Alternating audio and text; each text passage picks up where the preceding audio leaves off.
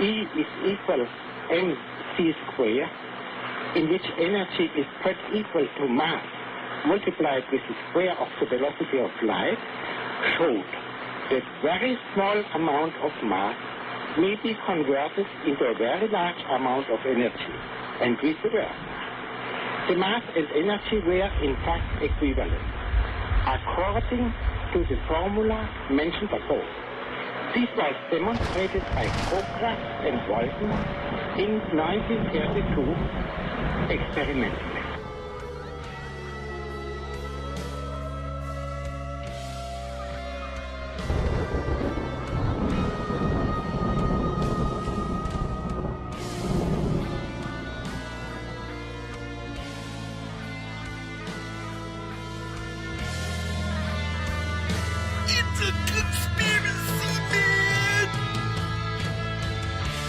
You've got it right here. S4 with E squared in conjunction with Spaced Out Radio. Alien contact. S4. UFOs. Bigfoot. 9/11. The Greys. The Illuminati. Cover-ups. RH negative blood. What are they hiding from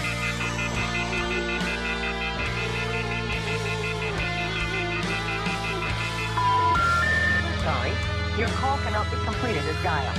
Now, the men behind the mics, Forest Moon Paranormal's Eric Cooper and the SOR Spacewire's Eric Markham. You can find more at spacedoutradio.com.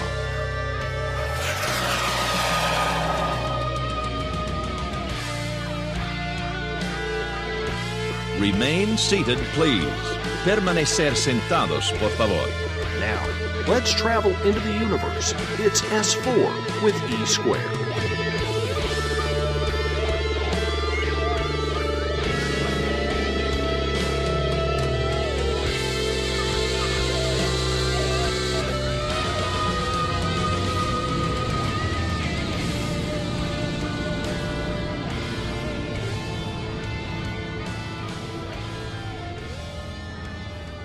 All right, good evening, everyone. Welcome to S4 with E squared. My counterpart couldn't make it tonight. He's slammed at work.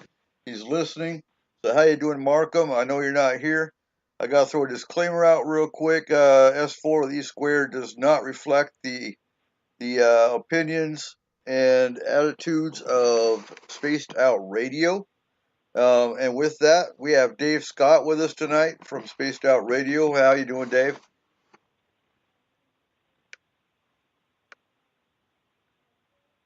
Dave, you here? I am good. Thank you very much. All right. Bear with Dave, everyone. Dave just got home. I mean, just like literally got home from Paracon. I am. So he's very tired. He's only going to be with us for the first hour, and then we'll go with it for the second hour. Paracon, if you missed it. It was a good time.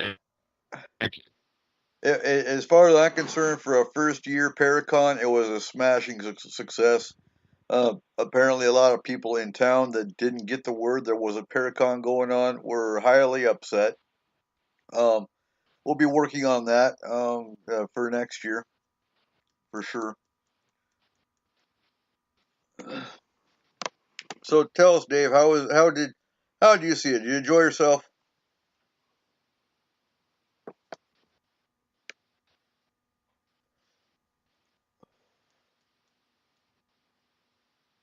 Dave, you still with us? I really had a good time, Eric, and it's a blast being there with you guys and meeting you.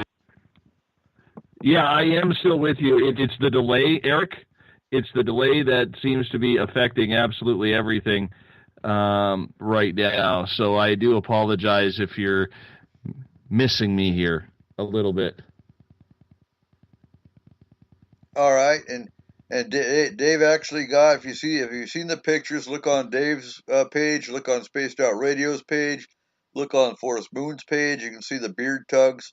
He was ecstatic, and he got a whole bunch of beard tugs in there. Only 2 or 3 pictures, but he got a lot more beard tugs in there than just the picture showed. Oh, there was a good 40 to 50 beard tugs. It was fantastic. So yeah, so next year we're definitely moving the venue. The venue was an awesome area. It was just picture a wooden lodge in the middle of the mountains with a very pristine lake. There are some pictures up there I know that were taken with nothing but like a green, grassy lawn and whatnot around. Awesome area, but if this Paracon's going to grow, we need a much bigger area.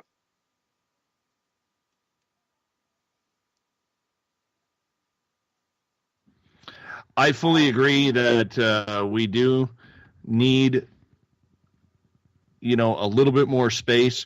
It was a little bit crowded in there with all of the tables that were set up and with all of the speakers kind of all combined into one. But what a beautiful resort you had. It was gorgeous. It had a great lake view in the middle of the forest, and it was an outstanding place. And I had never been to Concrete, Washington before, so to be able to meet some of the people there and the way they opened up their arms to us for such a small community, it was exciting. And what a beautiful little community. I don't think I saw one piece of gum on the sidewalk or the street. Man, is that a clean little community that you have. I highly recommend everyone coming in and going to the Paracon for next year. Spaced Out Radio will definitely be involved as well. Outstanding. Yeah, it is a very clean community. It's a mountain community. It's very tourist oriented. For those that don't know about Concrete, it's very tourist oriented. The pass closes in the wintertime, so if there's a business that doesn't understand the impact of that, they don't make it business wise, because the winter hits, we get snow. Not every year. There's a lot of years we get no snow, but still the pass closes. And that's what brings in their revenue. So having a Paracon that brings in outsiders is very twofold. It brings in business for the community to thrive on, and it exposes the paranormal field to a lot that aren't aware of the paranormal field. But living up here, we have Bigfoot, we have UFOs, we even have some government outside influence as far as helicopters flying around, and of course the ghosts and the hauntings. That's just a no-brainer. It's a very haunted town. The town actually sits on a crystal and mineral quarry, which, that's an amplifier right there, let alone the very violent sometimes history of the town. It was a logging community to begin with, and then the cement industry came in, and there were 2 different cement plants that created cement for the dams of Washington State that were built. 3 of which are right up here in Concrete, or right in the Upriver Valley.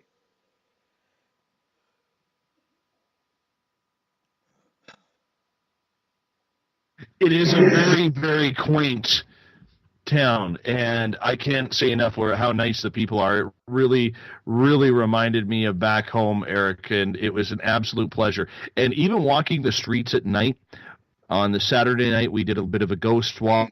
We investigated the Hub Pub, if we could call it that, the Hub Pub, or is it the bar? We investigated the tequila there as well. And the one thing that I really noticed was you get the feel on Main Street in Concrete, Washington, of the old. You expect everything to be in black and white. You expect everything to all of a sudden go back to the 1800s, where there are horses and carriages and horses tied up in front of buildings, and the buildings are so old and well kept, and it's been really, really well maintained and well taken care of, that it is pretty phenomenal to see how the history has really been preserved in Concrete, Washington. And then when you throw a Paracon in there as well, I think it's absolutely phenomenal and I can't wait to get back. I know I was talking to Mike Morin from the Canadian Paranormal Society this afternoon on my way home while he was making his way home. He can't wait to get back either. So it's going to be a lot of fun, and I can only see bigger and better things. You did a great job, Eric, not only lending us your beard to tug a few times, but you absolutely did a great job in putting this together, and I would definitely success for what you've done and what your family has done to help put this on. It was so much fun. Thank you. Oh, and that's great to hear. Logistically speaking, it was more energy draining than economically, because even economically, we didn't quite break even, but we weren't overly in the hole either. So I attribute most of that to my speakers, because most of my speakers, well, yeah, other than there were 2 or 3 that were local, so we didn't have to worry about. But even the out-of-town speakers only required lodging. Now, I think where you break the bank when you run a Paracon is if you get big-name speakers that want a whole lot of money up front, plus you got to fly them in and lodge them and everything else some of them ask for. It's crazy. And I think that, and I think that the biggest thing I liked about this Paracon is having all fields and all the speakers, like we were talking about earlier, all the speakers complemented each other. There was no overlap. There was no conflict. All the speakers complemented each other nicely. There was no field uncovered, literally. And the round table, I've been getting feedback from the guests that were in the round table, and they all learned something, and that was the key point. And I've had no complaints. They've all enjoyed it. The only complaints I've had was, we needed, a microphone and speakers and things like that. But those are things you learn as you go. And next year we are planning on trying to get either the school, where we have because ideally we want one large room for the vendors and a separate room for the speakers. That way there is no trying to hear over, chatter, and you can focus on your lecture, and there's no chatter on the outside influence. They're all things that can be improved on, but even despite those facts, everyone had a good time, which was important, and that's outstanding, Markham. Bring your mics and speakers. We're actually going to, we have a year, and we have a budget coordinator that we're going to be working with here locally that's worked on 501c3, knows the ins and outs of funding, and there's a lot. We actually have a vendor coordinator that stepped up, and she's going to take care of the vendor coordinating. That takes a load off my shoulders, and I can focus on logistics and speakers. That's what I do, is pick out my speakers. They're all handpicked based on the topics I want to hit. And if I can only focus on that, and I don't have to worry about finding vendors, for one, and pulling them in, and we're distributing the weight load here, and there's a lot of things coming up that I'm not going to talk about. They're I guess classified right now for the most part. I think some of them. I'm not even talking about what you and I talked about. We won't disclose that until after the first of the year. More beard pulling? Definitely more beard pulling. The beard's not getting cut, so it's going to be even bigger than what you saw now.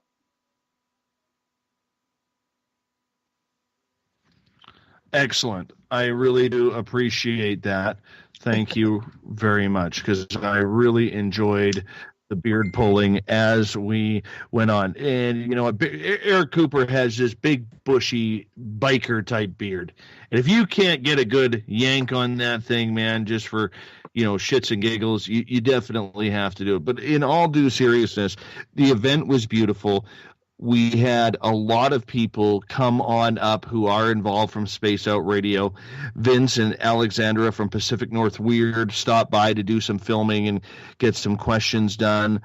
The guys from TCPS here in Canada, Chronicles of the Unknown here in Canada for George, Tyler Standing Bear. It was an absolute great event. You know, to meet people like Russ and SJ, who were just recently on Space Out Radio with me, it was excuse me, it was an absolute dream, because stuck here like I am, way in the central part of British Columbia, Canada, you really, really are in the middle of nowhere. So the chances of meeting people that we are involved with on a daily basis with the show is absolutely phenomenal. And to be able to interact and learn, I'll tell you, Tyler Standing Bear, who is part of Forest Moon Paranormal online, he's a resident Bigfoot expert. I had a chance to sit down with him and talk one-on-one with him for about 45 minutes to an hour. And what I learned about Bigfoot from him was incredible. And how's this for coincidence, Eric? When I was having that conversation with Tyler, I ended up actually getting a text message photograph from Space Star Radio's SOR Space Wires, the SOR Sightlines reports, Mike Schmidt. And he just happened, in about 15-minute drive from my home, he happened to be out in the forest walking along a trail and came across his first Bigfoot print 15 minutes away from where I am right now. So I found that very coincidental that Mike way up here in BC finds that footprint, and in the meantime, Tyler is talking to Bigfoot with me at the same time. I do want to say this, though, you know, and not to get all lovey-dovey or gushy with you here, or beard pulling or anything like that. I know how hard it is to put on events like this. Although I've never put on a Paracon, I have put on other events. It's very tough. It's very stressful. And you held out well, my friend. And I'm glad you went home early on Saturday night after we got the VIP table down, because you looked big, you looked tired, you looked like you were just worn out, and that's hard work paying off for you. So congratulations to you. Oh, well, you know, on top of pushing Paracon and Forest Moon Paranormal in general, and doing schoolwork, Sunday is my deadline for my final in English Comp 1. English Comp 1, oh my God, I ain't been to school in, 28 years or so. And jumping right back into English Comp, in which I forget a whole lot of, you know, the APA formatting and all that crap. Yeah, so I got most of my stuff done today, but that was another stressor on my mind, is, you know, trying to get all this stuff done. I am going to pull off a B on it, and I'm happy with that. I'm happy with a C if I could pull that off. I start sociology tomorrow. But now I can take a breather. And like I told Izzy when we had to go to town today, I was telling her, you know what? It's our breather time. We can talk, you know, on and off about it, and I'm still going to talk about it on Forest Moon, but I'm not going to plan serious anything until at least January. And that's when we'll start going balls to the wall again. Because it takes a good year to pull off a good event. It takes at least a year just for in the fundraising alone, let alone the planning. And if you want a big name speaker, for example, you gotta usually contact them at least a year to 2 years out if you want to try to book them. So I'm not going to look for any big names. I'm happy, you know, I would be happy just getting the speakers we had this year for next year, maybe with an additional here and there. We actually had another one of our guests came from the Olympic Peninsula, and she actually offered to speak for next year. She's in a paranormal group over in the peninsula. That's another Bigfoot hotspot. And so, you know, we got speakers stepping up here and there, and I am asking for anyone that wants to speak that is very knowledgeable, and I will be testing that knowledge before I go saying, yeah, come on and speak. But you did phenomenal on your lecture. You know, your lecture, I know, was filmed. That's going to come up because some people wanted to see video of the lectures. But we started off so slow because we started at 8:30 in the morning. we're in the mountains. Not many people are up at 8:30 on a Saturday morning, so it did start out very slow. We didn't get a chance to film the lectures. Yours was one of the few that got filmed. So yours will be put out probably in a month. Because of the fact that it was during the VIP roundtable, it wouldn't be fair to our ticket holders that paid for tickets to release that. So we're going to release your lecture in probably December 1st. Give it a month, if you're okay with that. And then they'll get to see the roundtable. The roundtable I did switch up. It was a fireball effect. I didn't have every speaker answer the same question. I pick and chose questions that I had in my list and fireballed them. And that's exactly how we handled the roundtable. I thought it was phenomenal. I enjoyed the whole day.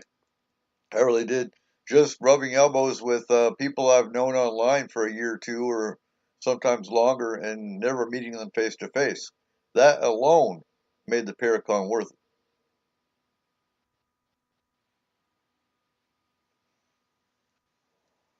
Oh, and to meet people who were there, not just the people who were speaking, but to meet people who were taking part in listening to the event, from, people involved in city council to just people who have a timid curiosity about what this is all about. And to be able to, I didn't know it was recorded, actually, my own event. I really did not. I planned to speak for an hour, and I shamefully spoke for an hour and 27 minutes. But I hope you don't kick my butt too hard next time. But I tried to keep it entertaining. I hoped it was. For people who are curious about what I talked about, you have to wait and see the video. But no, on a serious note, what I did was I talked about my own personal experiences, what got me into the field, as well as the experiences of you. See, your experiences are important. They are listened to. They are keen on what a lot of people are doing. But there's a lot of researchers out there who do not care anymore. Even though they want to hear your story, it's not relevant to their research any longer. And that was my discussion as one of the speakers at the Forest Moon Paracon. I had a lot of fun with it. It was really nice to see people get that involved, come up to you, ask questions, and just be really intimate and interactive with the people there. And it was a lot of fun. It really was a lot of fun. And if you like tequila, I will say this, go to the Hub Pub. Okay, because they're the cheapest that I have found anywhere on this continent right there. So that's my take on it, Eric. Yeah, and it is just the Hub. That's the name of the pub, is the Hub. It's kind of like the only bar in Concrete. I don't drink, so I've been in there once, and I was promoting Paracon. And they were excited because, for one, Fog Paranormal, SJ and Russ, actually, that's where they got their apparition picture. And, I was talking to the mayor today online. I have him on Facebook. We talk quite frequently. And he was excited. He enjoyed himself. He's excited to hear about the changes we're making for next year. And he's been one that has been standing up, pushing Paracon. And I do have a copy of the Concrete Herald for you. It's a full page 11, about Paracon. It was an advertisement, basically. But it was I did an interview with the Concrete Herald, and I believe, I'm not sure if Tyler actually got in there or not. And here's what's cool, is, Vince interviewed Tyler extensively, because Vince, one of the Pacific North Weird episodes they're working on happens to be Bigfoot, and the spiritual side and the Native American side. And he was asking me questions, and I told him, no, you know what? You need to talk to Tyler. Tyler's the man you got to talk to, because Tyler, one, is Native American, knows the Bigfoot lore, and goes out, and he knows exactly where Bigfoot is, and he's gained their trust to where they do come out and interact with him. So you want to talk to anybody real, not one of these, Pokemon Go of Bigfoot type people. You got to talk to Tyler because he's the real deal. He knows how to investigate. He knows how to find them. And he's the one you got to talk to. And he did. He talked to him for about, I think, a good 45 minutes because we saw him out there, on video. So most definitely. And he's dropped his Facebook page because he had the North Cascade Bigfoot network or association. And he got so tired of these Pokemon Go Bigfoot types posting on his page that he shut it down.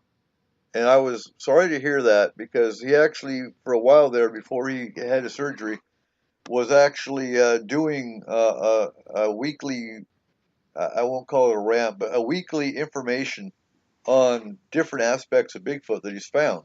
Everything from what they eat, they're vegetarian. No, that's not the right word.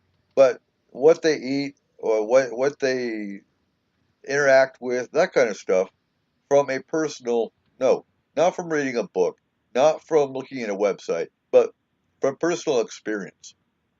That's what we need out there. Not some of these researchers that ain't never seen a Bigfoot, ain't never seen a Bigfoot track, ain't even been out in the woods, but they're Google experts. That's all they do. He's the real deal. And if you weren't there, look for the pictures because I'll find the pictures. The tracks he had plaster castings of the biggest tracks he's ever seen.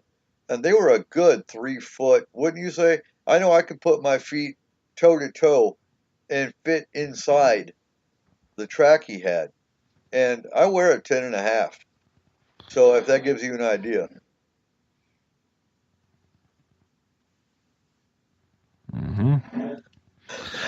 Those Bigfoot impressions that Tyler had were absolutely incredible. They were if you're empathic, you could actually feel the energy coming off of them. And it was absolutely phenomenal to be able to have a chance to feel them, look at them up close and personal. I mean, they were big. That had to be, the one shoe had to be footprint had to be at least a 21, size 22, massive, maybe even larger. I don't think I've seen one that big. But what surprised me about them was how thin they were. They were very narrow feet. Yeah, they weren't deep. They weren't deep impressions.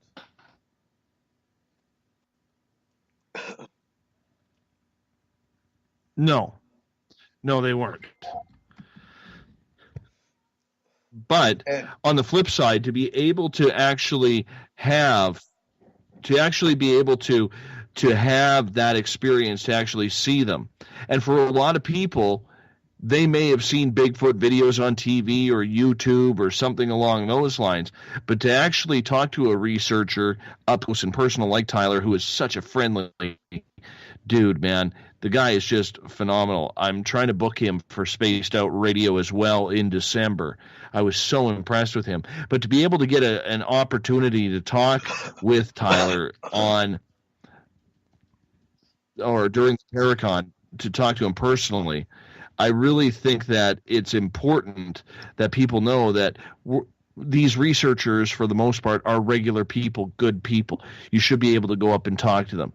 And he's a truthful guy. He comes at it from not only a researcher's type perspective, but a First Nations type perspective as well. And he's able to combine the two sides to try and figure out what is actually walking around in the forests of Cascadia here. Exactly. And yeah, definitely he's the one I've been trying to get on your show, but he just got himself a computer, so now he can actually listen to Spaced Out Radio. He couldn't before because of his connections, and because he only had, I believe, a cell phone, and he couldn't connect. So now that he's got a computer, he's going to be able to be reachable and be able to come on the show a lot easier.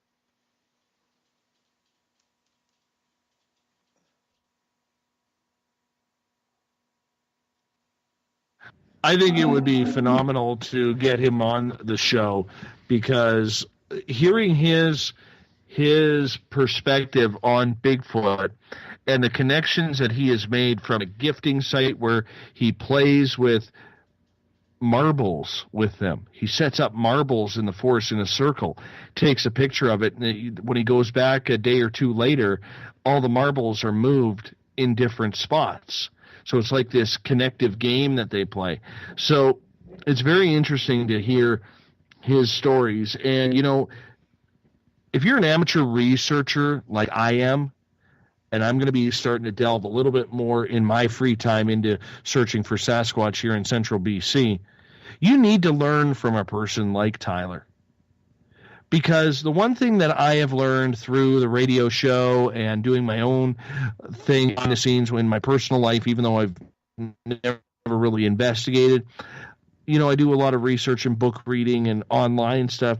But the one thing that I liked about Tyler is he uses both history and what he's seeing today to delve into what his opinion is. There's a lot of researchers out there who literally think they're, you know, doing the work of scientists to try and prove the existence of this. And I'm not going to get into the whole science debate, but they refuse to allow their opinion to change because they don't want to believe the theories of the First Nations or the theories of other researchers and the stories they may have. And Tyler is able to look at everything and really make it it's like a mathematical equation where he makes an equation out of it, and he's able to solve that equation through communication. And to listen to him speak about how he does it, man, he makes it sound so simple. Yet for any of us to do it, we probably couldn't do a tenth of what he does out in the forest. Eric. Yeah, no, I agree. I completely agree. And we had a lot of good discussions. He's also told me about taking CDs, or that might have been you the night before. You take CDs and you tie strings around them and you hang them up. You hang them up high enough to where they can't be tampered with by anything else, and they love the shiny aspect of them. But yeah, you take CDs and hang them from trees, and you know, that makes perfect sense because they're playful creatures, hands down. And you know, I told you about the phone call I got. I got a phone call because I'm also on a paranormal. I do a paranormal, like a 30-minute block for local radio here as well, on different aspects of the paranormal. I got a phone call, and I think some of the tribal, they try to scare you because they don't want you, one, coming into their territory looking for Bigfoot if you're just an amateur, because one, you're invading their space, not just Bigfoot's, but yeah, and they I think part of it, and Tyler would agree, is that they don't want people going out and messing with Bigfoot, because you have some people with the wrong agenda, not just to find Bigfoot, but to kill one and, you know, prove it. You don't need to prove it. I mean, it's nice, but most people that have seen or felt a Bigfoot, they know they're there. So there's no, you know, no need to prove, to me anyway, the existence that they're there, because some of us know they're there, and that's all that's needed. Now, and I still stand firm, and Tyler agrees, that it's an interdimensional being. It's not just a creature. It's not just an animal. It's interdimensional. It's a very spiritual being, and that goes right along with tribal lore.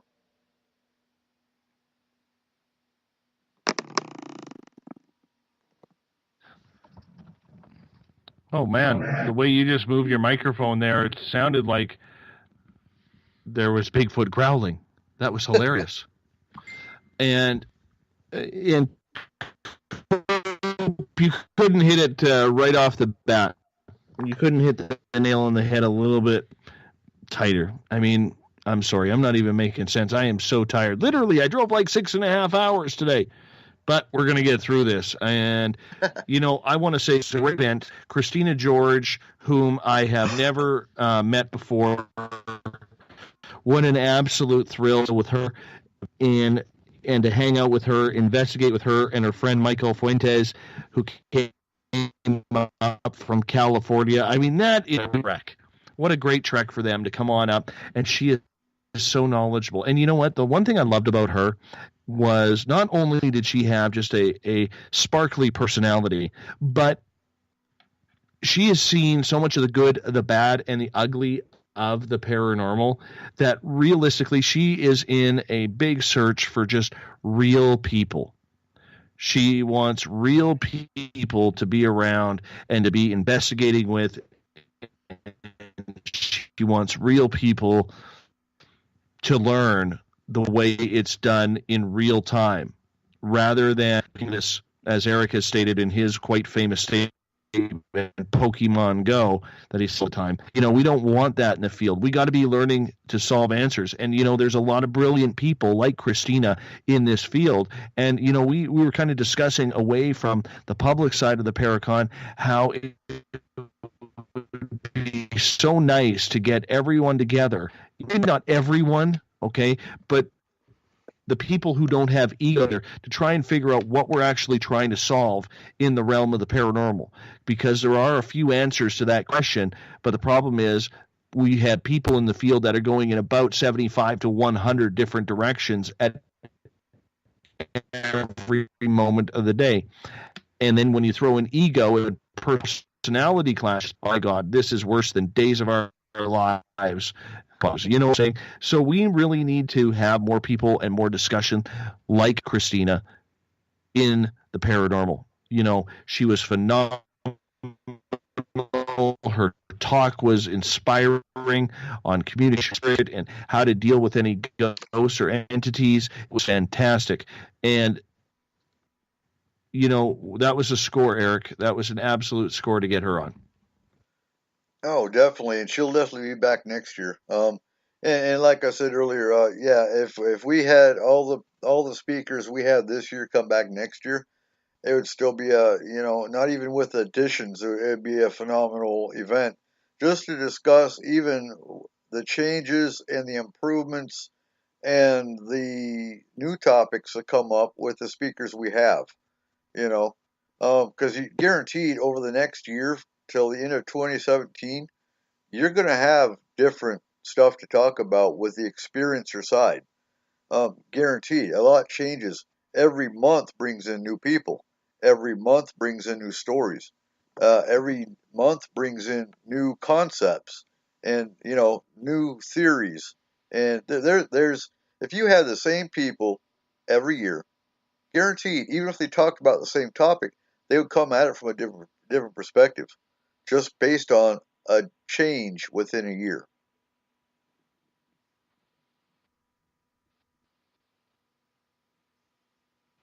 I fully agree. And you know what?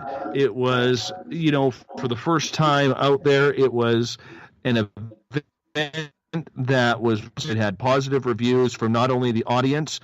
I think the only one who was really critiquing everything pretty seriously was you, Eric.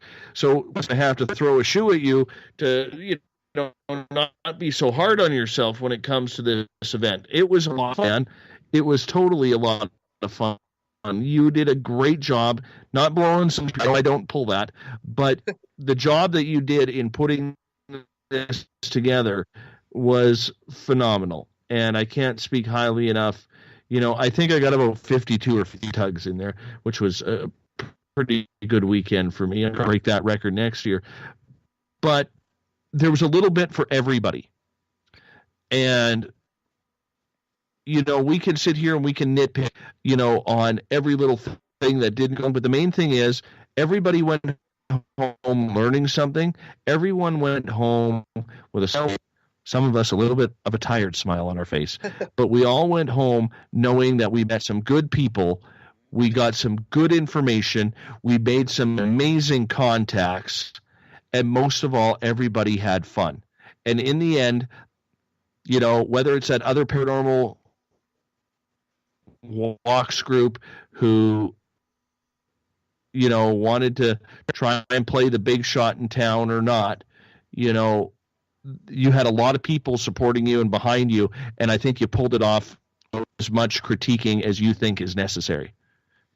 Oh, I'm not even worried about critiquing so much. You know what surprised me was what was cool is the local county newspaper actually picked us up, and you know, you don't always know if people get the word or not. And I've been sending messages to the Skagit Valley Herald, which is the big newspaper of the county, and you know they see your message, but they don't respond. So I just figured, okay, whatever, you know, they're reading it. Whether or not they're going to do anything about it, I don't know. Apparently they did, because apparently we were in the local events section, and yeah, and I agree, Tripp. And if half the people were smiling, giggling, and taking notes, it was a success. But you know, some of the people that showed up actually heard about it from the local big newspaper, not just the Concrete Herald. And I'm not being hard on myself, Dave, as much as I am annoyed in that the ones that are in the community that didn't hear about it should have heard about it because it was blasted all over the whole community. And the ones that didn't want it to happen are the ones that blocked it the best they could. And that's what irritates me the most. We're not here to compete with anybody, and that's what they need to understand is this isn't a competition. This is about getting information out to people that need to know about the paranormal. And so, you know, next year is going to be bigger. It's going to be it's going to be more in town to where more people, whether they hear about it or not, are going to see it's going on because they're going to see Paracon signs. And we only had the couple Paracon signs out, and that was by the highway. And so we're making changes to improve it for next year. We're actually going to buy our own PA system. We're going to buy our own projector. Like I said, there's a lot of changes coming up for 2017 that we're doing that will actually make it overall better. We won't have to go out there and rent anything. We're going to own it because we're going to some of the plans we've got for the next year, we have to own some of that stuff for other events we're doing. We're going to do a fundraiser every month from January until September. The plan is the next Paracon for 2017 will be in the end of September. And because, you know, paranormal is year-round. It's not just at Halloween. And even the mayor agreed. He said, yeah, you know what? You guys are active, highly active, all year round. We don't have to have a Halloween event. And so, yeah, now we'll talk about that later, Markham. Yeah, because I do need advice and ideas on what to look at for PAs and whatnot. And most definitely, you know, there's a lot of plans in place that, again, I can't talk about because until we get some statuses going, then we'll bring it out. And it's going to be hitting full blast come January 1st. And some of the stuff I'm talking about tonight were planned for the New Year's show. But that's okay. Because New Year's show, I might actually be able to talk about some of the stuff that's coming up. We're planning a ghostly tea party, for example, for a fundraiser. And, you know, it's funny. And the other thing that irritated me is I asked people to fill out the comment card. Nobody did. Only 2 people filled out the comment card. And, yeah. Because I was asking for ideas for speakers for next year and things to improve on. And it's all fine because we already kind of know what we need to grow. But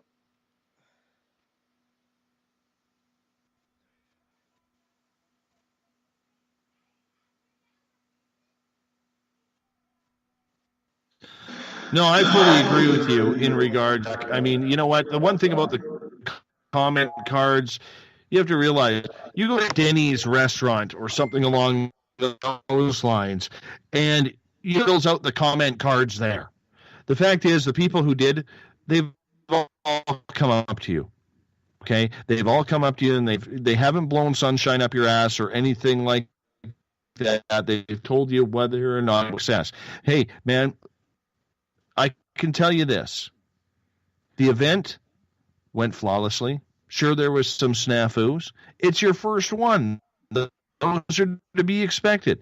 Now you learn from next year, and I know you all know all this jargon I'm going to say to you, but on the flip side, you know what? There's a lot of people out there who are going to get it and, and help out. A lot of people, they want to see how the first one goes to make sure that there's a second one before they start, and you'll see that next year there will be a lot more people.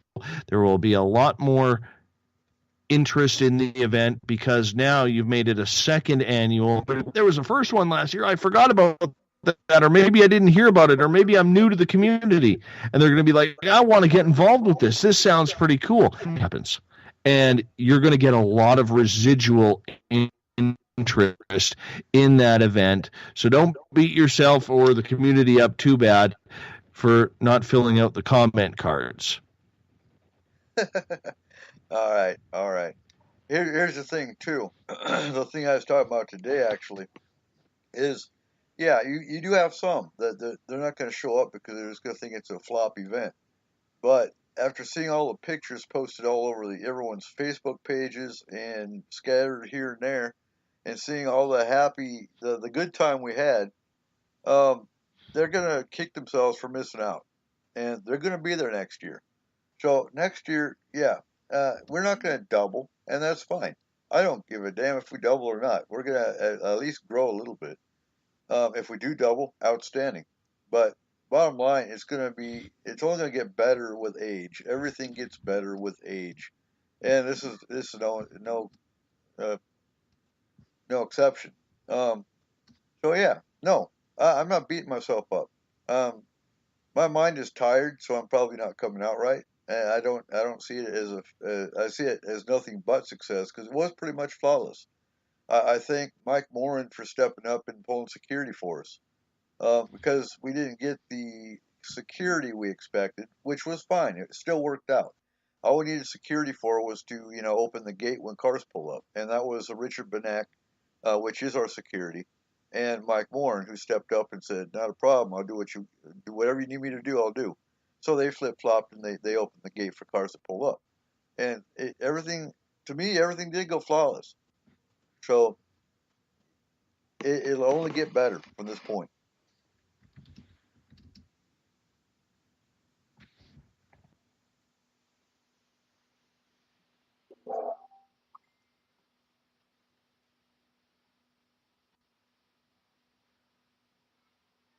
So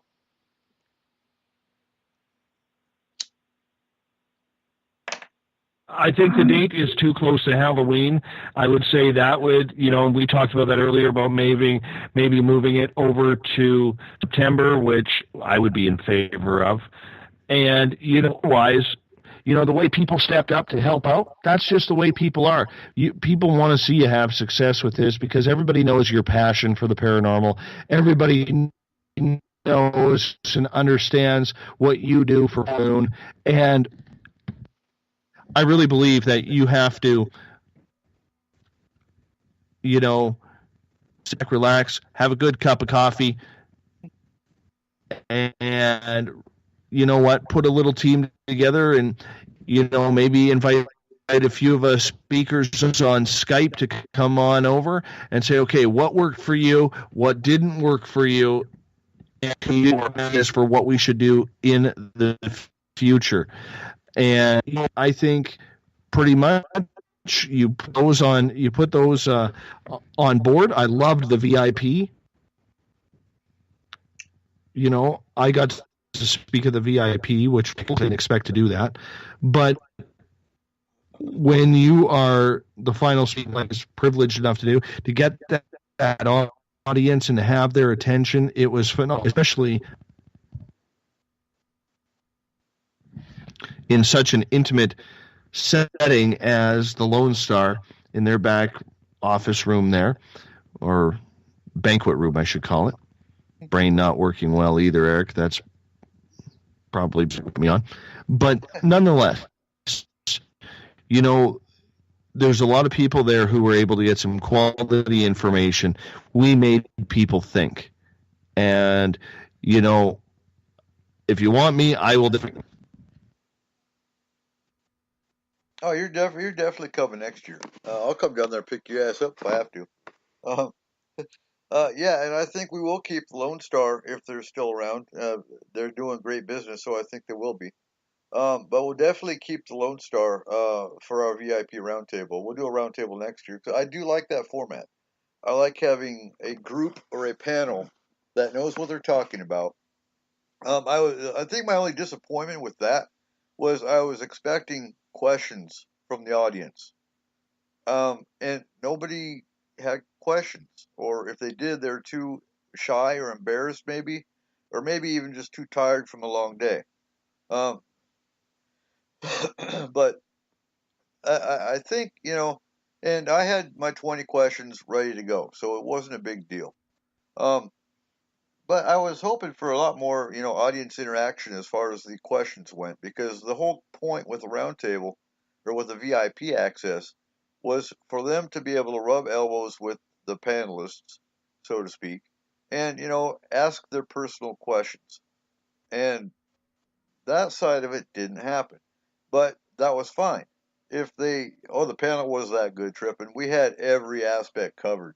I mean, and then some, because it was awesome.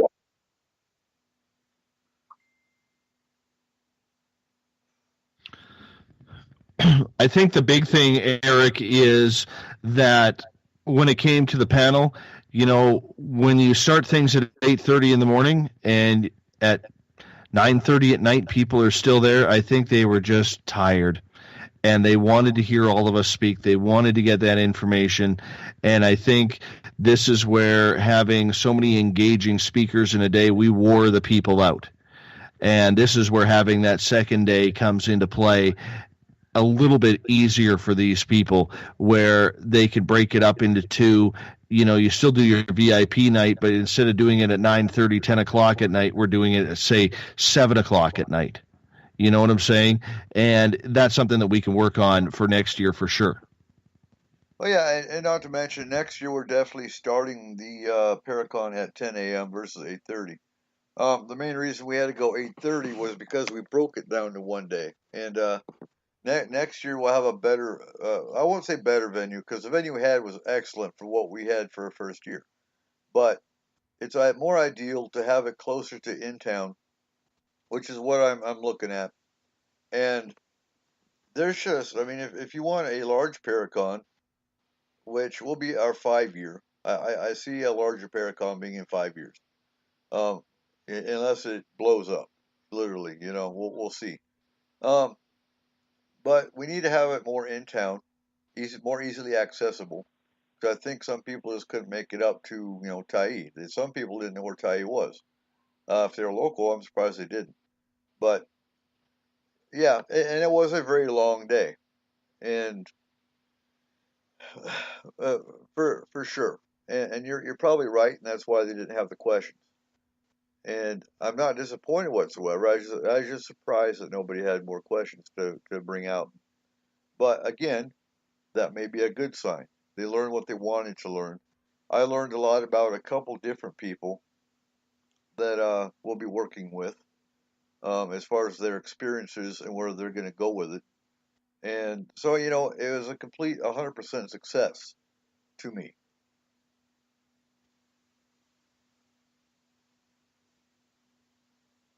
Fully agreed, and that's what it should be. And you know what? It's about building off of next year, or off of this previous year on the next one. And one of the things that I find very interesting is, you're already getting people saying, I will come back next year. That's a sign of a good event. And that's a sign that anybody listening to this, if you're on the West Coast, whether you're in British Columbia, whether you're in Idaho, Washington State, Montana, Nevada, California, Oregon, this is the place to be. Eric proved it. Concrete may not be the biggest place in the world, but you know what? It sure as hell can sit 150 tourist asses down in the market, get packed at night afterwards to have a lot of fun in regards to the situation, which is the conference. So it's pretty cool to be able to see this happen. And, Eric pulled this off flawlessly. I can't say that enough. And I am so excited that I'm going to get an opportunity to come back next year. And I will tell you as a little tip to the audience here. As someone who is speaking at one of these conferences, we're actually quite nervous. And if anybody tells you that we're not, lying. But I will also fill you in on this. Feel free to come up to us. Feel free to introduce yourself, shake your hand, say hello. Because we, as the guest speakers, are extremely honored. And I could say that for everyone who was at that conference on Saturday, we were all extremely honored to meet the people who came up to us and said, hey, I listen to Space Out Radio, or hey, I read your reports on Bigfoot, or seen videos of the unknown, or listened to your psychic readings, Christina George, or something along those lines. We have all been in those shoes where people have come up to us. And to have that happen, it is extremely humbling, and we're extremely blessed when that happens. So, I had a few people come up to me and say, hey, I'm so-and-so from the Ruiz was one of them.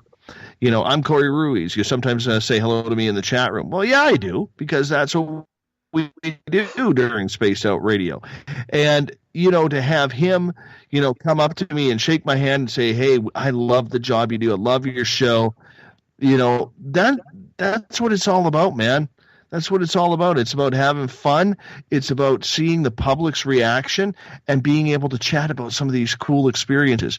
And if you're at a Paracon, okay, and yes, there's people who need to get their heads out of the clouds, let's be honest, okay, but for the most part, the speakers want you to come on up, shake their hand, and say hello, because it's humbling as a speaker, and I now know what this means. It's humbling that you would take your important time to come out and spend it with us and hear us talk or lecture.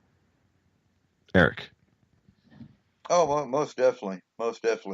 And yeah, and the one that didn't get a whole lot of exposure was Derek Tyler. I felt really bad about that. He was lecturing alien abduction in my lab and didn't get a whole lot of people. He had to leave early because his mate wasn't feeling good, so they had to go. I feel bad he had to go, because he would have been a huge asset on the panel for damn sure. And we'll definitely have him back next year. And I know he sold a couple books. He got his message out, and that was what was important. And he's the only one that really didn't get exposure. And we're going to change that for next year, for sure. Because we'll have him back so he can talk again. And so, yeah. Other than that, yeah, Tyler was phenomenal. He knows his topic. Christina George was awesome. SJ and Russ, they need no introduction. They're known locally, and everybody. I mean, they had a full packed audience for their presentation, and I mean they had people following them around and asking questions even after the lecture. So for sure, the information that needed to get out, and I'm of the belief that the ones that are supposed to be there will be there. The ones that weren't there, when their time's right, they'll be at the next one. But for sure, and no, I think we had more than 45. We had maybe, and not to be nitpicky, no, we might have had 60. I don't think we had the 100 we expected, but I think we were pretty close to it, because if you look at the ones that came and went, they heard or saw what they needed to see. And Bill Hauser, I know Bill Hauser had like 3 or 4 different people that came in for Spirit Box sessions. Oh, okay. For your speech, yeah, you had a good 40, for sure. And yeah, the people that need to hear the message, they will hear the message, whether it's at the Paracon or even after the Paracon, because the word gets out. They know who to contact now, because our name and our word has gotten out. whether they made it to Paracon or not. If they haven't heard of the Forest Moon Paracon, I'm still getting emails from vendors that were mad because they didn't check their email in time and they didn't get to come. And so, and I suspect I'm going to get messages. And in fact, it's I got a phone call just before the roundtable. It was a California number. I thought it was Christina. And I answered, and this woman asked, "So where's the Paracon?" And I was like, "Well, the Paracon's over. I'm sorry. We're doing roundtable now if you want to come to the roundtable." And I suspect I'm going to get more phone calls about people that just didn't see the date right. Because I know we updated everything, and it doesn't say 21st, 22nd anymore, or 22nd, 23rd. I haven't gotten any phone calls today other than from you when you were on your way home. But, I suspect I'm going to be getting contacts probably for the next 3-4 months about what's going on in 2017. And that, to me, if the message is getting out, just the fact that we're here to help is enough for me.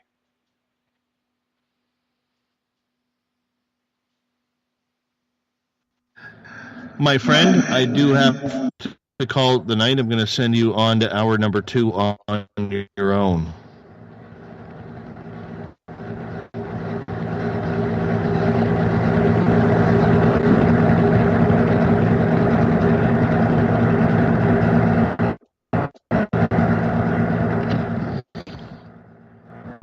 All right. Thanks a lot, Dave, for being on the show. And you have a good night. Go get some sleep. It was an honor to have you here. Thank you.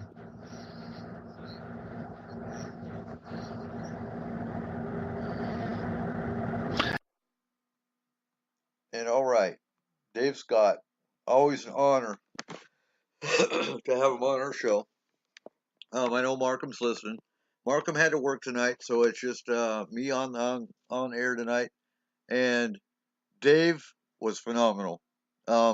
It was an honor to have him at the Paracon, let alone and it was him. We had Mike Morin, we had James Tyson, we had Christina George and Mike Fuente, her producer, and Derek Tyler Allen Standing Bear, all phenomenal speakers. SJ and Russ Wells, all phenomenal speakers, and they'll definitely be back next year. So for 2017, I will be looking for other speakers as well, but if I have the same speakers I did this year, I'll be completely, for sure. It'll be an even better Paracon just because we're going to move the venue to a bigger location. We now have a vendor coordinator, so I don't got to even worry about that now. She'll be taking care of all the vending aspects. And so yeah, and the roundtable. It was awesome hearing Dave's story. It was awesome hearing Dave talk he talked straight to the experiencers, and the reception of them was great. And like I said, my mind is tired. I'm unwinding. Everything we've worked towards, everything we've stressed over, all culminated yesterday, and I have no regrets. I have nothing negative to say. It was an awesome day. It was an awesome event, and for the locals that didn't make it, I feel really bad that they didn't get the word. And I mean, we had flyers up all over town. I run a concrete upriver group, and I was blasting Paracon stuff all year long, or paranormal stuff in general all year long to the concrete community. Not to mention, we've got our a DJ Irma Bowd with KSVU up here upriver, and every time we had a planning meeting, she would be there with her microphone to ask for updates, and she would put the updates out on the air. So I mean, for the ones that didn't hear about it, I'm really baffled. But again, I'm of the concept that if you're meant to be there, you will be there. And so next Sunday night, we are going to hit the political side of the presidential, elections just before you vote. We're going to hit all 31 presidential candidates. Yes, there are 31. There's not just Trump, and there's not just Hillary. There's Jill Stein. There's Mike Castle, and there's Johnson.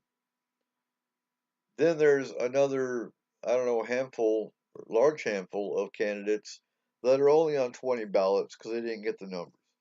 And there's another handful of candidates that are only on 5 state ballots because they didn't get the numbers. That's 31 people. There's 31 total. We're going to look at the background of all 31 of them and bring you the ins and outs of all 31 of them. That's what next week's show is going to be. Don't miss it. We're going to look at, like I said, the good and the bad side of each one of them. And if you're in a state that's got one of the other, I don't know, 20, 15 people, you might want to look at them. Why waste your vote on Trump or Hillary if you don't really like what they stand for? And I'll admit, voting for an outsider is a throwaway vote. But the more people vote for a third party, the more the establishment's got to go, oh, well, I guess we're not as popular as we thought we were because, well, everyone's voting for a third party. And that's wrong. 43%. I'd have to look up that number again. But if I remember right, it's 43% of the country is listed as independent. Those numbers mean that the Republicans and the Democrats are technically a minority compared to the independent party. So now, if all those independents actually stood up and voted for an independent running mate or, a presidential candidate, by popular vote, that would throw the two clowns out. But then you got the electoral vote that's going to override that anyway. We all know that. Now let's talk about. I'm thinking here, because where do I want to take this? I stand corrected here. Actually, next weekend is the Halloween show, and we're going to talk about not just spooky stories. We're going to talk about the veil, because the veil of Halloween is the thinnest. It is during the year. But you know what? Aliens and spirits, they don't need the veil. Have a good night, Paisley. But they don't need the veil to come through. It's thin, sure. And some of the weaker spirits, they get to make it through because the veil's thinner. But spirits, ghosts, other entities, aliens, they don't need the veil to be thin to come through. Honestly, Forest Moon Paranormal's workload, it doesn't increase at Halloween. We're busy all the time. We're busy year round. It's nothing to juggle 3 to 4 cases a day. Sometimes we'll have a lull. We'll have a dead space, so to speak. But you know what? I don't know, Trippin. I'm not even sure. I'd have to do some research on that. The question was Abe Lincoln actually third party? And I don't know. I'm not sure politically on that side of it or not. I'd be surprised if he was. But the chance of him being third party, he could very well have been, but I don't know for a fact. And I just took political science last month, but that didn't come up. I start sociology tomorrow. That's more of a fun topic for me. That and psychology. Now Markham. I would like to have Markham come to the Paracon and talk the science of the paranormal, and actually talk about scientific topics involving the paranormal. So Markham, if you're listening, be thinking about that.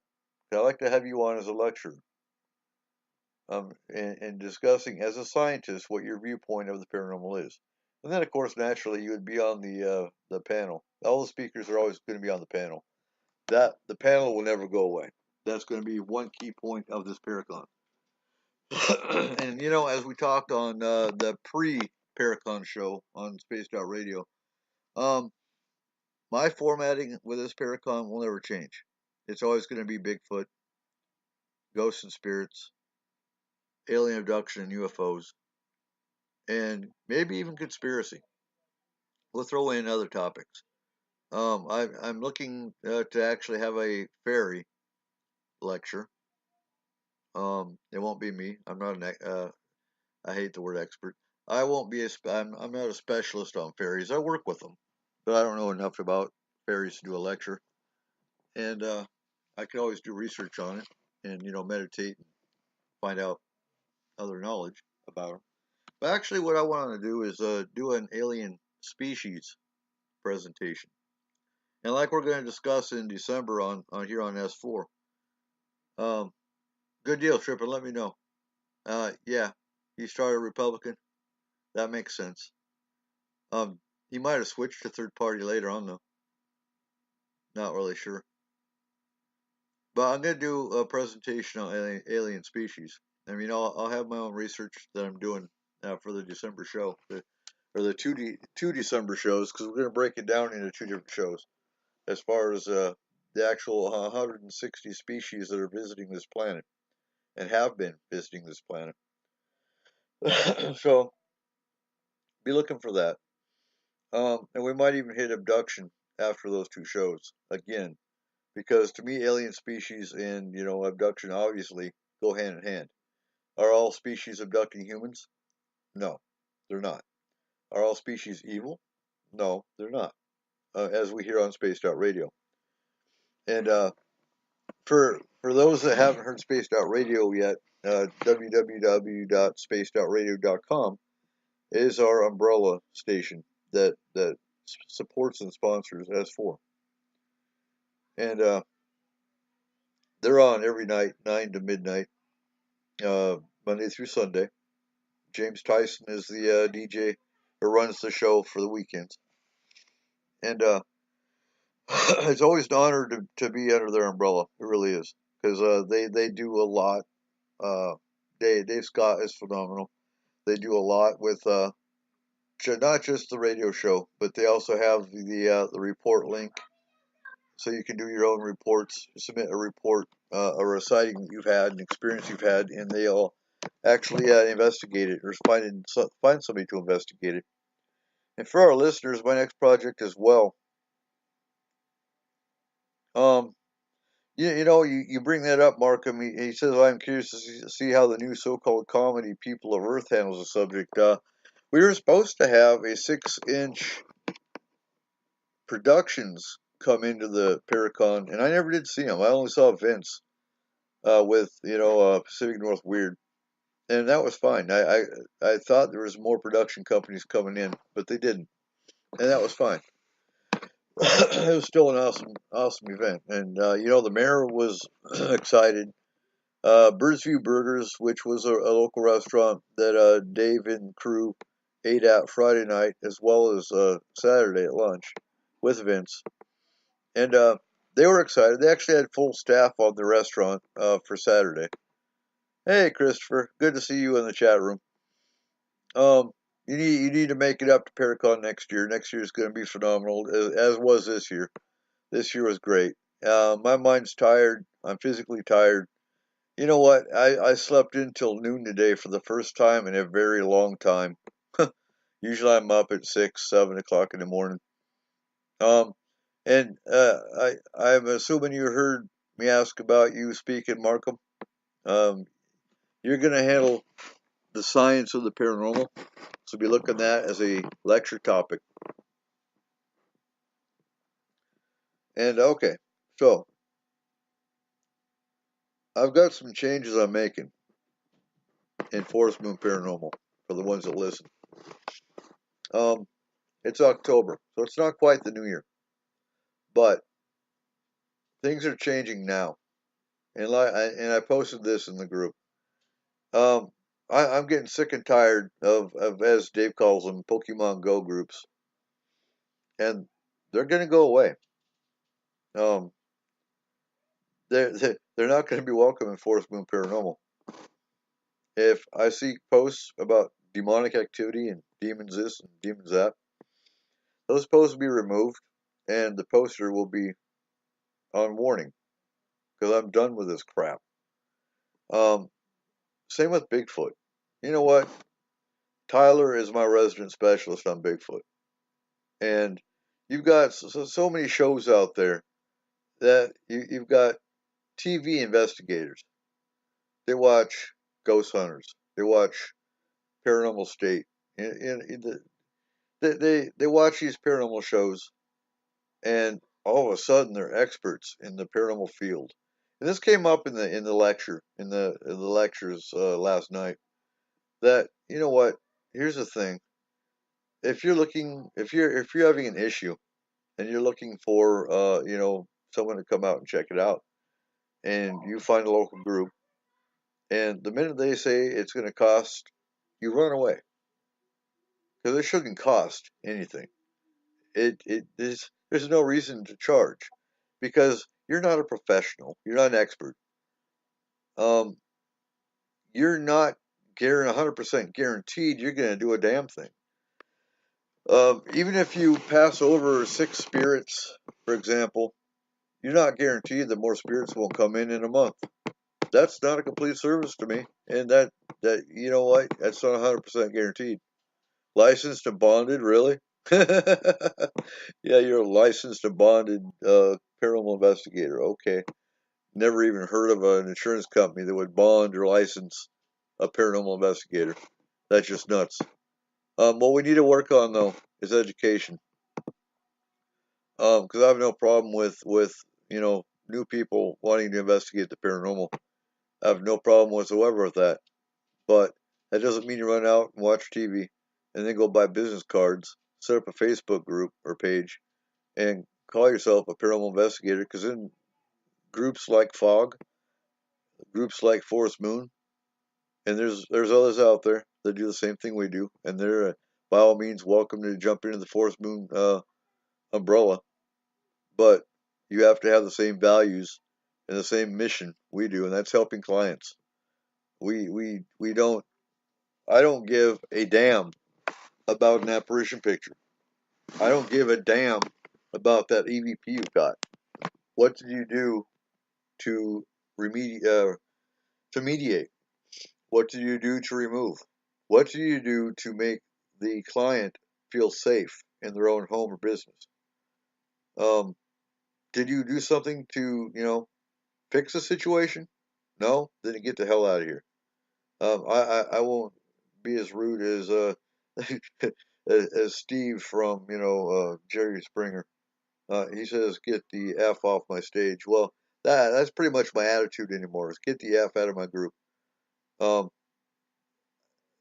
If I had 1,000 in Forest Moon that were dedicated, that were had the same goal and the same mind, I'd be completely happy with that. Not the almost 5,000 we have. I don't give a damn about numbers. I give a damn about quality, and that's the same with the Paracon. If you're a Pokemon Go group or a Pokemon Go speaker, you're not coming to my Paracon. There's a few that I've encountered out there that won't be invited. They won't be invited, and they won't be speaking.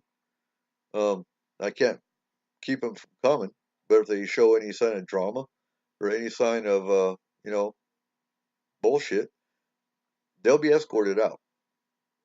I know some of the speakers we had yesterday, they had followers that had issues, and we were fully prepared to deal with them if they showed up. And that's just what we do. We take care of our speakers.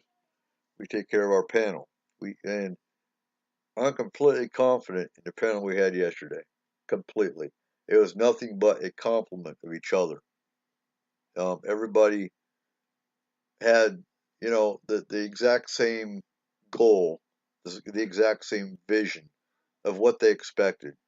And one of my questions was, where do you see the paranormal field in 10 years?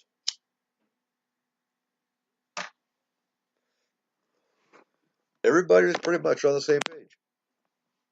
And I say pretty much because some of them took it a step further. And where do I see the paranormal field in 10 years? Hopefully everyone's working together for the same goal. Now, is it to answer the question of what happens after you die? That's not my question. I've already got my own answers. Are they proven? No, it's my own, my own opinion, based on experiences I've seen and researched. And I say research; it's not Google. It's talking to people that have passed over. I use Google, yeah, by all means, everybody does. But I also take what I read on Google with a grain of salt. Does it match what I know? And does it match?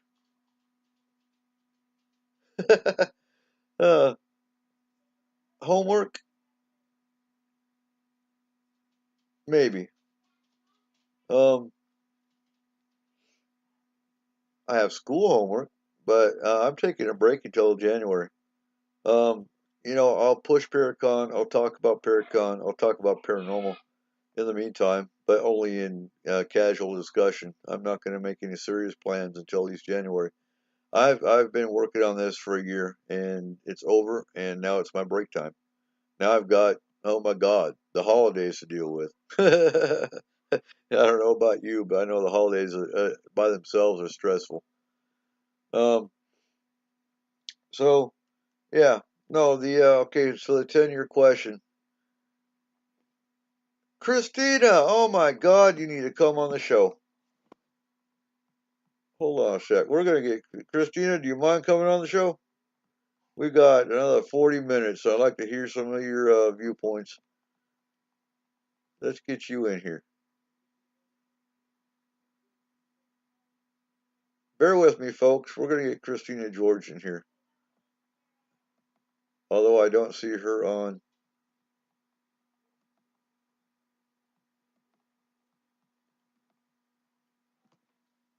And there's Corey. Okay, Christina, I just sent you a Skype request, and we'll get you in here.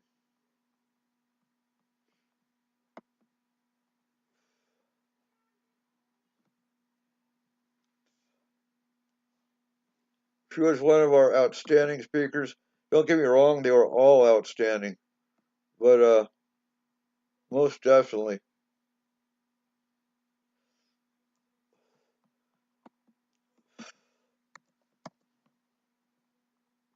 And yeah, so Mike Fuentes is her is Christina's producer, and he was actually I friended him on Facebook today, and part of the whole purpose of Paracon is the contacts you make, and the people you meet, and the people that have issues.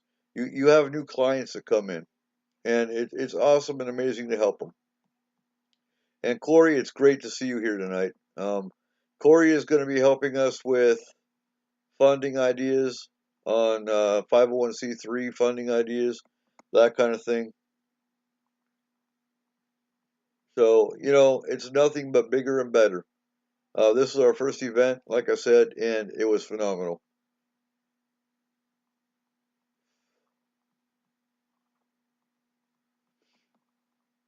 And I would never change a thing.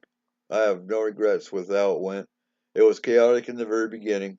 That was partly due to the way our venue had set up, and we had to change some things around. Christopher, I'm doing excellent. I'm now on recuperation status, recuperating from yesterday and all the energy and all just a long day, and it was an excellent long day. Well worth the tiredness I feel now, but now I'm on that, the upward mend.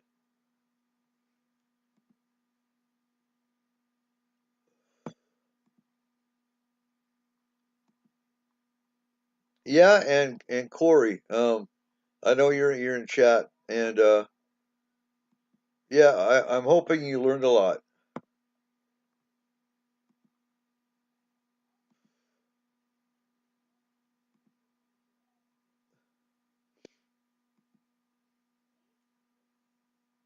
Good deal. You learned a lot, and I know you actually made some great contacts because you were talking to all the speakers.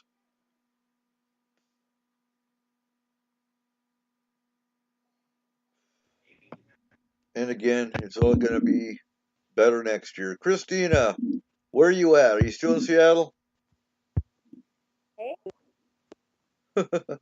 No, we are in Olympia.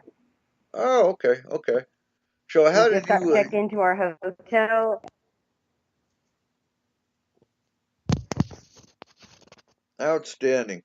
And I know you enjoyed yesterday. You had a blast with Dave and Mike and James and Corey Ruiz and just everybody. I know it was an awesome event. We had a blast. It was great for a first year.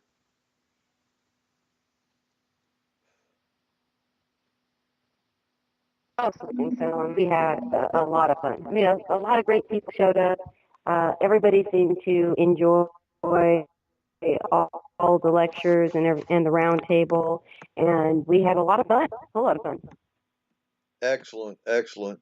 Yeah, and I caught your video. You had a 7-minute video when you guys were sitting in the round table or in the Lone Star before we got there. that that was great. That was great. And you got to actually sit with Dave and the crew at the hub before or after all the events.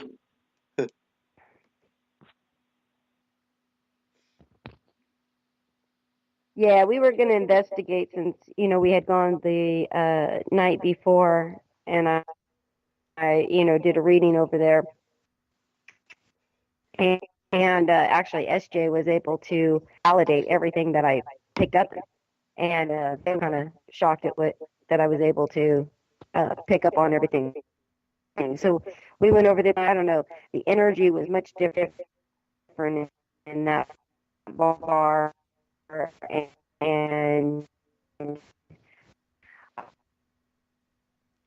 Well, yeah, I and concrete, as we said before. I was so exhausted, so tired. So we ended up leaving, I don't know, 1 a.m. and got back to the hotel and got to sleep around 3 again. So this was like the third night. Yeah, and concrete itself, as we said before, is a very haunted town for the fact, one of the big facts is that it's on a crystal quarry or a crystal and mineral quarry. And because of the nature of what the town started out as with logging and dam making or not cement making, and so it's just the perfect site for a Paracon to begin with. Let alone all the residents, a good percentage of the residents have at least some kind of an experience or an encounter or a sighting of one nature or another, whether it's UFO, Bigfoot, or a spirit in their home. So it's just the perfect spot for a Paracon. And I will never change the fact that we will be covering all aspects, whether it's Bigfoot, alien abduction, UFOs, or spirits and hauntings. It'll always be a Paracon that wraps up everything. And that's to me what a Paracon should be. Not just hauntings, not just alien and UFO, not just Bigfoot and cryptid, but the whole umbrella should be covered in a Paracon. That's why it's called a Paracon, a paranormal convention. It covers everything.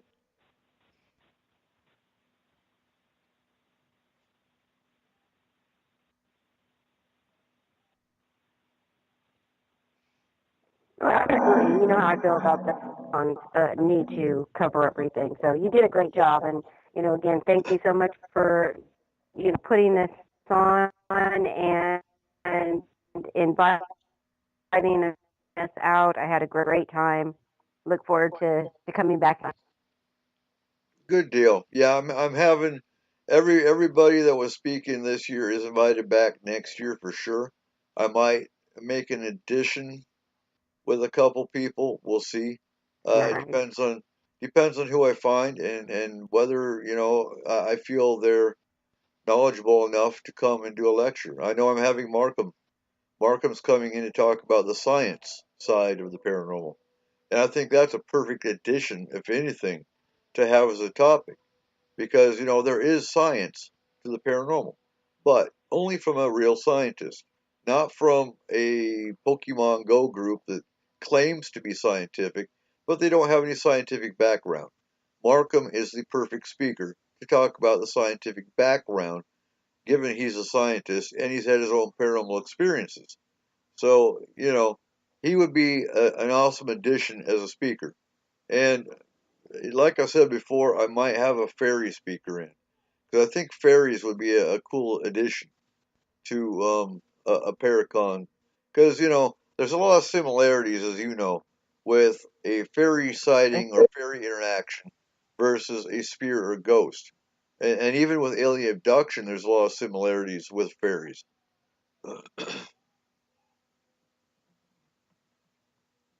Absolutely. Absolutely. So, where are you going from here? You working your way slowly back into California? Yeah, so tomorrow we are going to head down the coastline, and we're going to go to Coos Bay, and we'll be staying there. So along the way, we'll be checking out and finding some haunted locations and some cool places to stop while it rains on our way home. Right on, right on. You just enjoy your time, have a safe travel.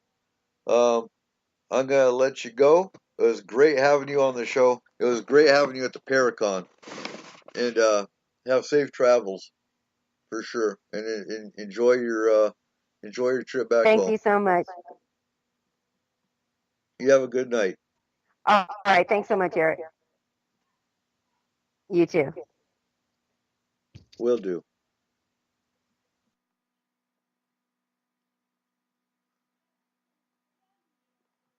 All right, everyone. That was Christina George. She was an excellent lecturer. Definitely gonna have her back next year, along with Dave, Derek, Tyler, Tyler Allen, Standing Bear. They're all coming back. Like I've said, like I keep saying, um, you know, when you have a panel or a group of lectures that complement each other, you can't break that apart. If anything, you add to it. And so for sure, okay, Trippin said Dan Aykroyd and Les Shroud would be great. You know how hard it would be to get get Dan Aykroyd, and here's my thing. If I keep this a free event, I have to work with speakers that will, work with me as far as getting them here. And when you start talking big names, then you got to factor that into your budget and budgeting, because let me give you an example. If I get to school, for example, here in Concrete, they're going to charge me $31 an hour unless I can cut a deal. They're not going to be willing to cut me a deal. And that's where Corey's going to come in. Corey's going to help us with finding funding sources and as a 501c3 and doing fundraising. Excuse me. But when you're putting together a Paracon, the reason I could do it for free, and like I said, we didn't break even, but that's okay because we weren't really in a whole lot to begin with. We made most of our money back through raffle tickets, through VIP tickets, and whatnot. But when you're looking at a bigger venue and one that's closer into the town, we'll be making some changes in the next year as far as our legal status, as far as some of the memberships we'll join to make us able to get the word out a lot better. And so when you're looking at the logistics of a Paracon, you have to look at all my speakers I had this year. All they wanted was lodging. I can do that. In fact, the hotel I contacted gave us a Paracon discount. That's what you got to do. And so when you're talking Dan Aykroyd or some of the bigger names, I think if I was going to have a big name, I would like to see Linda Moulton Howe. She would be one, and I've actually talked to her. She wanted to come this year, but she's already booked. Yeah, excuse me. She's already booked up, so I couldn't get her this year. Now, I don't see next year happening either, because in order to book her, you have to book over a year out. I can see getting her for 2018, and that might be doable. But then again, you get someone like Linda Moulton Howe, who's in the Midwest. I think she's in the Midwest, and then you got to look at airfare. You got to look at airfare plus lodging. Plus, some of these people, they actually ask for a stipend, or you got to pay them something. And I will. Now, another one that is a good possibility of coming is Robert McDonald, and he is a ghost ship investigator.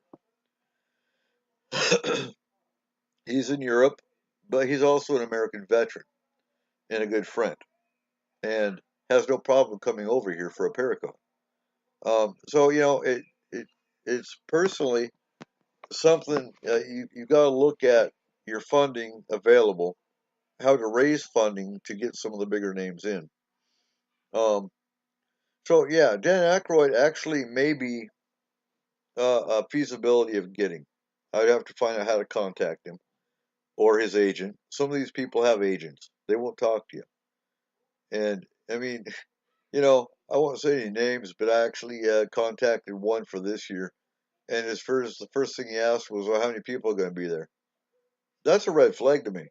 If all you're concerned about is how big the Paracon's going to be, I don't need to have you here. And in 10 years, when we're at 10,000 people, and this individual steps up and says he wants to come, I'm not going to invite him. Because if all you're about is making money, you don't need to be at our Paracon. And oh yeah, and I'm aware of that, Corey. But you know what? I think we can pull off the high school. I think we can pull off, if we're doing lodging again, and we have the same speakers. And I know Markham's not going to charge me an arm and a leg. But with Markham, we'll definitely probably put up lodging. If not, he'll stay at the house. And so for sure. And what we might look at too is if some of we're going to start opening up the planning side of it to the public. That way, if we get more people into helping plan it, I want to have at least 3. And now I'm talking Forest Moon Grove. So within Forest Moon Grove, I would like to have 3 dedicated security. That's all their job is. Anytime we have an event, which we'll have many events, not just Paracon, we'll be doing a lot of events. One is fundraising. And we're going to have 3 that we will pull in that will be dedicated to only security. Then we will have our volunteer base. And our volunteer base yesterday was excellent. When it comes to volunteers, we had our volunteer base, and then when it came down to resetting up the lodge that we were at, we actually had, guests that were helping reset up the lodge, so we could break out of there and go down to the round table. So yeah, there's going to be changes for 2017. We're going to have a security base. We're going to have, we're going to buy a PA system. We're going to buy a projector and screen. We're going to buy radios for the, like the security team and things like that. There's things we'll be purchasing to make events go smoother. Oh, God, there you go. You can park your camper here in our yard, Markham. That way you don't got to pay, a campground for camping or whatever. You can just pull up in the yard and we'll fill you up and whatnot. But for sure, there's a lot of logistics that has to go into putting on events like this that makes things smoother. We know what we have to do to make things smoother now, and we'll be working on them over the next year. Now we are moving Paracon up to September. It's going to be at the end of September, not in October. End of October up here, you usually get your first frost about the middle of October, sometimes the early part of October. So we have to work. I'd like to have a somewhat warmer, not quite in the rainy season time period for Paracon. It's still the end of tourist season, so we're still, benefiting the community by pulling in tourists for Paracon. So, on that note, we're still benefiting. It's going to be warmer. School will have been in session for a while, but it's all going to develop and turn out to be a bigger event. Maybe not even bigger. I really don't give a damn. Even if it's the same size, it will be bigger regardless, because if we do it at the high school, for example, it's in town, and we'll be able to pull more people from in town that, for whatever reason, didn't hear there was a Paracon going on, and when they found out about it after the fact, were kind of upset. I was talking to the mayor today, and yeah, there were people that didn't get to hear about the Paracon. It was advertised in the local paper, and it was advertised in the county paper. So I'm kind of confused how some people didn't hear about it. Though some of the ones that did show up heard about it through the papers. So, on those notes, it's a matter of, I think our advertising. Oh, you're talking about for the camper. Well, if he wants to own it, then it'd be better to own a camper than to rent one. Then you got to worry about damaging it and whatnot. But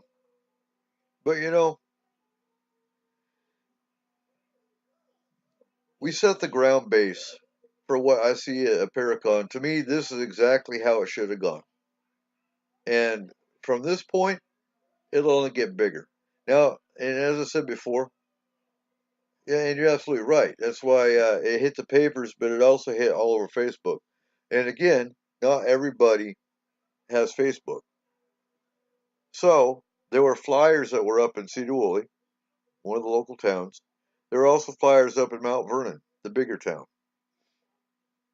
So, with that exception, it was also advertised on local radio. Now, can we go to Seattle newspaper? Can we go to, Canadian newspapers?